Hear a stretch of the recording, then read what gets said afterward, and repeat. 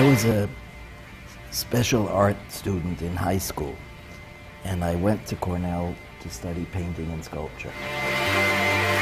My first client was with Andy Warhol. I used to come to New York a lot, visit the artist studios, Roy Lichtenstein, Claes Oldenburg, Frank Stella, everyone. I saw what the pop artists were doing. They pushed painting so far, I felt I'm never going to be able to jump again, 20 years ahead. And if you remember architecture in 1970, it was pretty much the low point of the 20th century.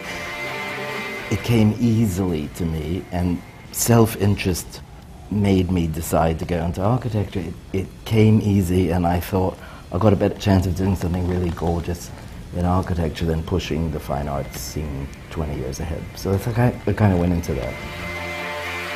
The factory was done, the walls were done, where you just put spackle on top of the nails. And I never forget, everybody had said, oh, that's so creative, that's so Warholian. Sort of every other artist was busy painting their walls pure white, and Andy left them sheetrock with just the spackle on the nails. And people said, oh, it's so typical Warholian to be so original. And I said, well, no, that decision came after I showed him the estimate to paint the walls white.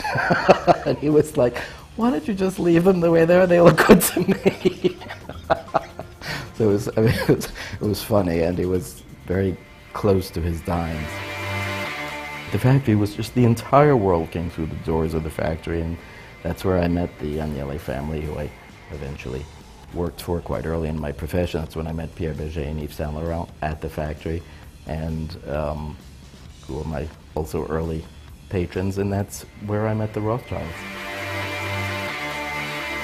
At a certain point, Andy lived at 89th Street and Lexington Avenue with his mom, and his mom got ill and passed away, and it was very sad for him, so he purchased what, in my opinion, was an extremely upscale and beautiful Georgian townhouse on East 66th Street. Andy loved the idea of restoring the townhouse. Most of the bathrooms were original, meaning from about 1911, 1912. He loved the idea of restoring it to old New York, and he filled the townhouse with incredibly beautiful early American antiques, something that I had never expected to see. I had been with him when he was buying many Art Deco masterpieces by Dunant, by Ruhlmann. He was a big collector, but I didn't know that he loved early American furniture. And I learned a lot of that from him. And the house was very, very beautiful, very masculine, and not what anybody expected. I've always intermingled completely contemporary art with antiques and what I consider, I call it pure architecture, something pure in a style. I don't like conglomerations. I loathe the term eclectic. I don't care for eclectic. To me just means you don't know what you're doing. I say to the kids who work for me, you're not doing a successful job if you do a job that could have been done 10 years ago or 20 years ago. And if you look at your work and say, okay, that whole bloody house could have been done 10 years ago, sorry, it's gorgeous, then you failed. You must have a reason to have done what you are doing now. It's very important to me, I think, because otherwise you don't push design. I love tons of natural light.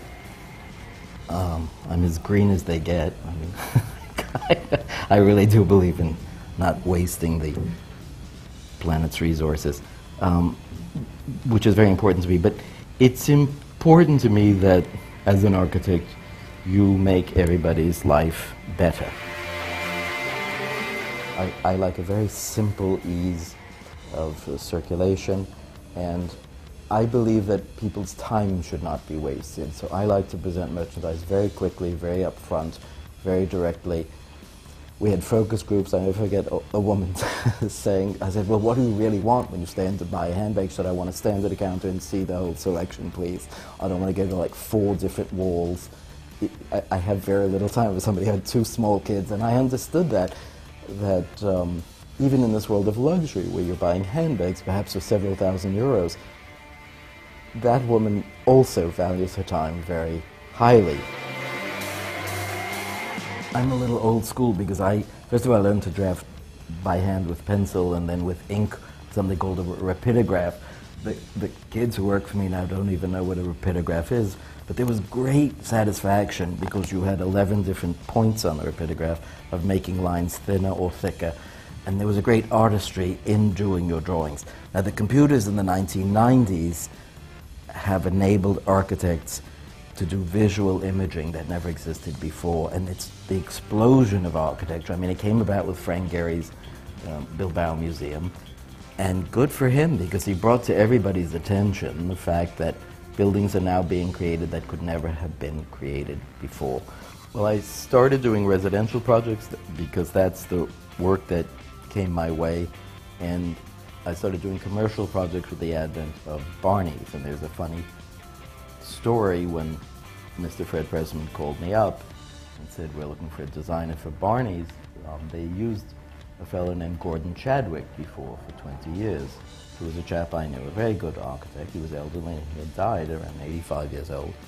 And I this is a famous story, I said, Mr. Pressman, there's no point in my wasting your time. I've never done any shops, you know. At the moment on my own, all I've done is private residential work. But of course he read Women's Wear Daily. He knew that the private residential work was Yves Saint Laurent, Andy Warhol, and Daniele. So he was like, he was very, I mean, he was significantly older than me, and he said, listen, Sonny, all I'm looking for is talent. I know everything there is about making a store work. You know, so I said, oh, okay, well then I'll come over. And I showed him the portfolio, and we talked and met several times with Fred and his wife, Phyllis. And my entire retail career began with a chocolate counter for Lilac chocolates that was 5 feet long. He said, can you add a chocolate counter to Barney's? And I was like, I guess. This is like a little small, but I guess. But he was clever because he wanted to see, would I integrate it? Would I add a new style? And I made a 5-foot chocolate counter. It was my first retail experience. And from there, we renovated the entire men's store. Then we added the women's store in the late 80s as he wanted his eldest son, Gene, brought into the business. And that was a revelation for me because they took me to Europe and all the shows and met many, many, many designers. And they go, well, how did you meet Giorgio Armani? He's so private. And I said, I had to present to him the Armani boutique for Barney's. I had to meet him. He was impressed with me, and that's how I got his house to do. I said, it was very interesting. I had to meet Carla Fendi. How are you doing all the Fendi stores? I met Carla Fendi. He said, nobody gets to meet Carla, but Barney's would send you, and they needed a sign-off for their boutiques. So that's how I met Calvin Klein, and I did his stores. That's how I met Donna Karan. It's pretty simple, the story of my going there. It's all through Barney's. It's difficult sometimes because the major difference between commercial and residential, of course, is time and budget. When you take these commercial projects, the rents are so astronomical, at least in my mind, that the companies are paying. The bar is raised so high that even 1 month can sometimes cost millions of dollars. It's quite extraordinary. So there's enormous pressure on a commercial project. Now, wealthy people put a lot of pressure on you to finish their homes too, but it's not quite the same. They're not losing maybe $2 million a month by not having their house done. So there's slightly less pressure, and I'm at this point in my career where I don't take residential projects where the pressure would be too extreme. I call myself an interior architect, but for me it's all the same. Interior architecture, exterior architecture, landscape architecture, it's all the same. I mean, I'm landscaping my own gardens in the East End of Long Island. I've been doing it for 10 years, and I find it remarkably the same as interior design. I mean, I stand there and I have to move all the plants around constantly. It's an art that you cannot do on paper. And I always love the story of Russell Page when Mrs. Agnelli told me, because she did those beautiful gardens for her tour, and he said, you know, he at a certain point said, I'm not even going to bother. I mean, he would sketch out the basic thing, but the rest of it he would stand there while it was being planted, because it's all, there are so many thousands of visual angles. You can't put it together on paper, and it doesn't make any sense. I've said several times that the most difficult design challenge is to do a chair. And I'll tell you why. If you do a commode, nobody has to sit on it and be comfortable. If you do a building, there's always parts that work, maybe other parts that don't. But a chair has to be totally functional and work. It has to be totally beautiful. It has to be totally strong. And it involves so many hands. The fellow who's making the wood frame, the fellow who's upholstering it, the fabric. It's very, very complex, and it's a challenge to do one. I'm very proud of the chairs I made for Poltrona Frau. I think they're a classic. They've been selling for years, but it's a very big challenge for an architect to do. We do a lot of furniture design, both for private residential commissions. We'll design something like a custom dining table.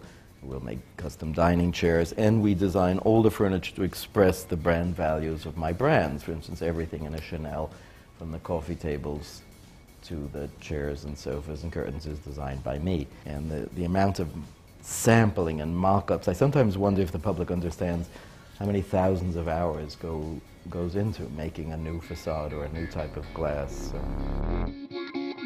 I feel that my style is something that actually defines the time in which we live, which means it combines many things. It'll combine the art in which we live, some of the tastes that people have in furniture and textiles in which we live, and a very definite modernity in the architecture. Before we take a client, I always inspect all of the product that the company is making. It's kind of funny, we get calls all the time and going, oh, you know, we'd really like you to do a store, offices, or a showroom for something. I say, who are you, what do you make, what do you do, or something like that. And if I feel the product is not of a high enough caliber, I'm not really interested, because it says something to me that they're not going to be so interested in really good architecture either. I have a training to actually say what I think. I think it's better to just be direct. I don't really have time in my life to be as polished as I find some people. So I'm pretty fucking blunt. Very often I combine, or actually I compare myself to a chef, because the ingredients are there, but you always put something new and you tweak it and somehow it tastes differently. When I know that a lot of people would begin with, what do I want the shape, what do I want the form, I always think that comes later.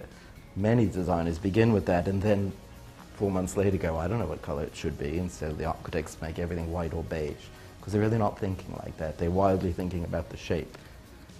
So it's a bit of a different approach. A store presents a designer's idea. We have this wall, you'll see, for the new women's concept for Louis Vuitton, where Marc's entire concept of how he saw the dresses, accessorized, everything together is presented. So you see the designer's vision. You can't really get that on a computer. You don't understand it. And in a store we can. And to see and to smell and to touch, and by the way, to try clothes on, my joke is e-commerce is for seriously overweight people. They are shocked that Chanel doesn't look at all like Dior, it doesn't look at all like Vuitton. And I go, why are you shocked? No two of my homes look the same either. They're different clients. They have completely different requirements. And the brands have different values. One could be more sporty, one could be more formal, one could be more glamorous. Just like people. They have their own personalities, and I work with that. And I never forgot when we were called by the director of the Dresden State Museum and said, like, I've got a real challenge for you, because we want a very large porcelain museum designed, and we want people to go, and we can't, in surveys, even get 5 people out of 100 who said they would go and look at a porcelain show. He said, not only do I want to engage you in order that you get people to go, but I want them to desire the porcelain, to understand its desirability. So he went with me through some of the shops, and he talked to some of the women, and he started laughing. He said, "They're crazy about the stories. They're crazy." He said, "It's just a black handbag. I don't get it." This was a gentleman, a very brilliant curator of porcelain. He said, "I don't get it. How do you make them go crazy for that?" So he said, "You're definitely hired. If you can do that for a black leather handbag, you can do the porcelain of Augustus the Strong." I believe in taking icons of a brand that help reinforce the brand's personality. I like to give as an example all the religious painters during the Renaissance, and I always go, the biggsistpiece of propaganda I've ever saw was Michelangelo's Sistine Chapel. It's great, it makes you believe in God. He did his job. I mean, he was selling God, that's what he was selling.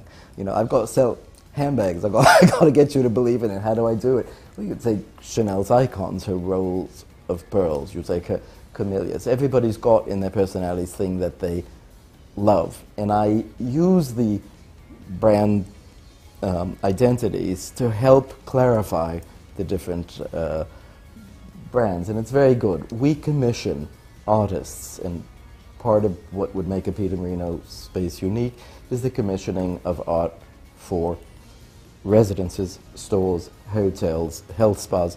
And when I say commissioning, it's not, I find too much in my profession, people go, again after the space is designed, and they go, let's go pick out a piece of art for that wall, which I think is a bit missing an opportunity. It's more fun to bring artists in very early in the project and say, what would you do, where would you like to work, what do you want to do? And they help create spaces, they help create textures.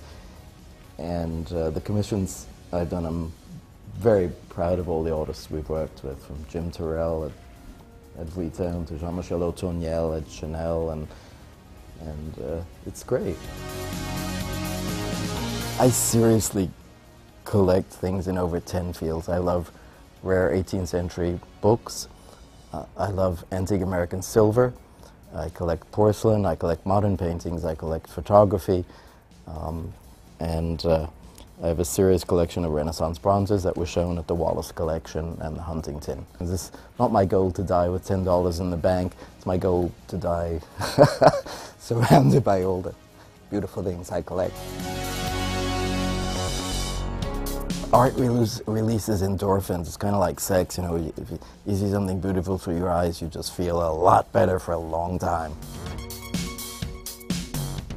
Architecture is the three-dimensional rationalization of your physical surroundings. That's what it is. It's the materialistic walls that shape your life, shape the environment in which you work. It's something like music. It can be inspirational, it can be a real downer, it can be too loud. I think before Barney's, I sincerely believe that no one took the fashion industry serious for architecture. There were commercial firms who did dress shops, the serious architects at the beginning, even, I won't name any names, but who said, I remember when I first did one, Peter Marino, he does dress shops, you know. 10 years later, Herzog and Zemmerang and Rem Koolhaas were dying to get product commissions. But it wasn't always the case until I like to feel that, at least as a serious architect, I said, hey guys, you know, dress shops, luxury brands are the proper, respectful venue for good architecture, and I like to feel that I raised the bar worldwide for that. If I hadn't become an architect, I probably what I would like to have done is to be a gardener. Gardens make me crazy, and I understand the whole myth of the Garden of Eden, how it could have began, because gardens are the best place to spend your life if you had a choice.